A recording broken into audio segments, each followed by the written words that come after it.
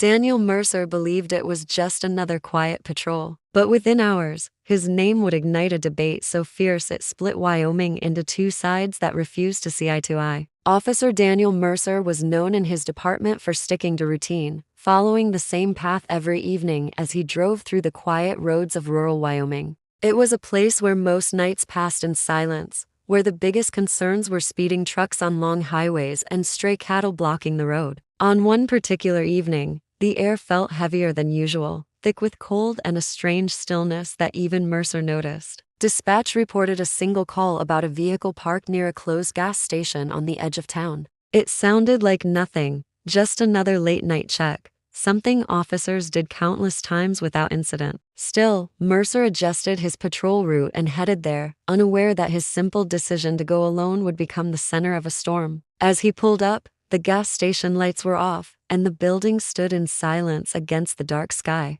The vehicle sat near the back, barely visible except for the faint reflection of its windows. Mercer noted the details, calling them in by routine, but something made him stay instead of waiting for a second unit. He stepped out, scanning the area, his breath visible in the cold. Cars rarely stopped there after closing hours, especially with no one around for miles. He reported that he suspected more than loitering, a choice that would later be heavily analyzed and criticized by many. To some, it would seem like awareness. To others, it would be seen as a necessary escalation. The area around the gas station was quiet except for a distant train passing somewhere beyond the hills. The wind pushed loose gravel across the pavement, and the sound echoed in the emptiness. Mercer moved closer, observing the still vehicle. Through his experience, he had learned that danger did not always appear loud or noticeable. Sometimes it waited in the form of silence, in parked cars that didn't belong, in moments that seemed to calm.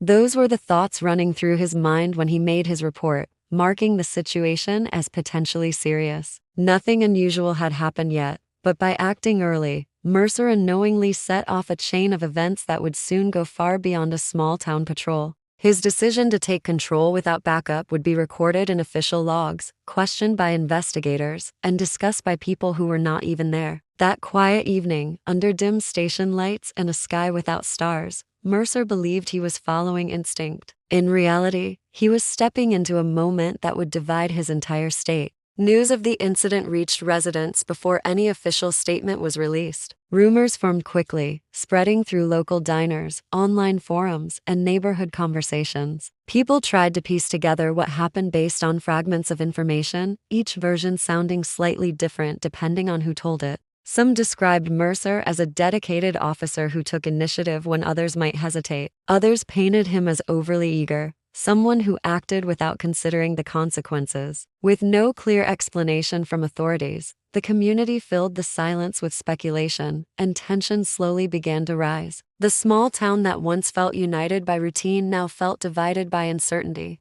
Local newspapers published brief summaries, each trying to remain neutral, but even neutral words were being interpreted in different ways. Families who had long trusted law enforcement voiced quiet concern. Meanwhile, residents who valued firm action in dangerous situations praised Mercer's quick response. Meetings were organized by community groups who wanted answers, and attendance grew with each gathering. People took seats in rows of folding chairs in school gyms and community halls, waiting for clarity that never came. Instead, they were met with careful statements that offered facts but avoided judgment. As days passed, old memories of previous incidents involving Mercer started resurfacing. Archived footage from unrelated cases was discussed and analyzed as if it were part of this one. Every past decision he made was now under review in the court of public opinion. Some argued that his record showed courage, a willingness to step forward when others were unsure. Others saw a pattern of impatience, a tendency to move ahead without full support. Social media amplified every opinion, turning a local debate into a statewide topic. People from towns Mercer had never visited began forming strong views about him, even though they knew only pieces of the story.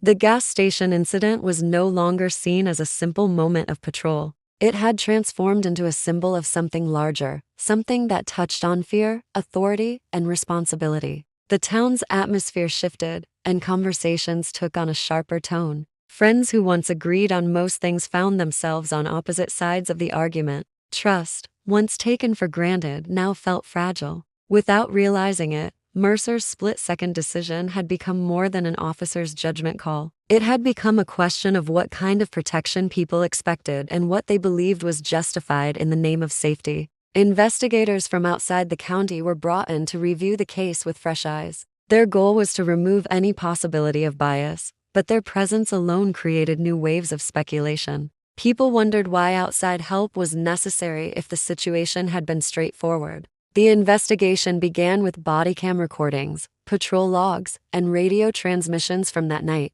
Each moment was replayed and studied, with every small action noted and filed. Mercer's decision to label the situation as potentially serious before confirming any visible threat stood out. It became a central point of the review, and investigators started looking deeper into his history to understand his judgment patterns. His service record showed both commendations and complaints. He had been praised for quick thinking in a past case where he located a missing person before backup arrived. That moment earned him recognition across the department. However, there were also reports where his superiors had advised him to slow down and follow full procedure rather than rushing into uncertain situations. None of these past events had been serious enough to result in official punishment, but together, they created a picture that many interpreted in different ways. Supporters saw a dedicated officer willing to take risks. Critics saw signs of someone who acted first and justified it later. As investigators continued their work, a new detail came to light.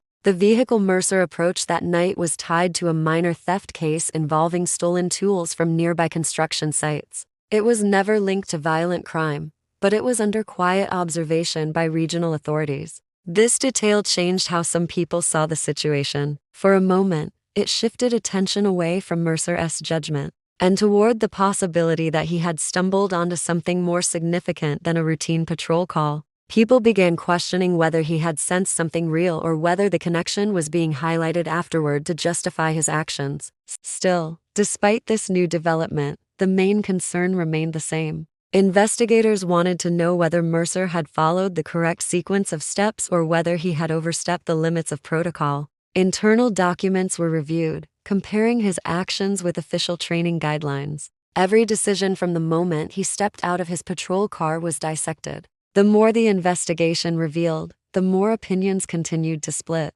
What some saw as instinct, others labeled as avoidable escalation. The case was no longer just about what happened, but how it should be interpreted. The investigation took a dramatic turn when a piece of security footage from a nearby storage facility surfaced online without any official release. No one knew who uploaded it, but within hours, it had been shared across social media platforms and news sites. The footage, captured from a distant angle, showed Mercer approaching the parked vehicle slowly. From what could be seen, the vehicle remained still, with no signs of sudden movement or visible threat.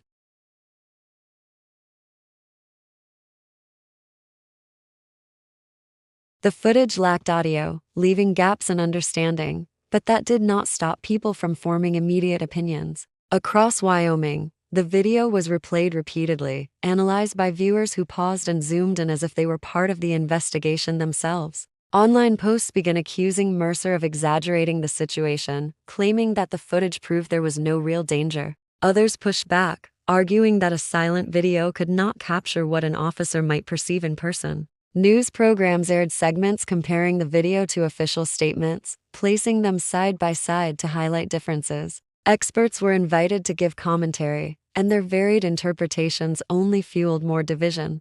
Public gatherings grew larger, and protest signs started appearing in front of government buildings. Some displayed phrases demanding accountability, while others expressed support for Mercer as a public servant who had been placed in a difficult position. The state, known for its open land and quiet towns, now felt like a place where trust in institutions was being publicly tested. People who normally stayed silent on law enforcement matters were now speaking loudly, determined to make their stance known. The footage also placed pressure on the investigators, who had not planned to release visual evidence until their review was complete. With the public already forming conclusions based on incomplete material, the investigation team found themselves caught between maintaining procedure and responding to growing demands for transparency. Each day that passed without a final statement added more fuel to the growing divide. The case had shifted far beyond the facts of a single night. It had become a reflection of how quickly perception could spread and how a single recording, even without full context, could shape the narrative of an entire state. The calm landscape of Wyoming now carried a tension that could be felt in every conversation, every news update, and every unanswered question.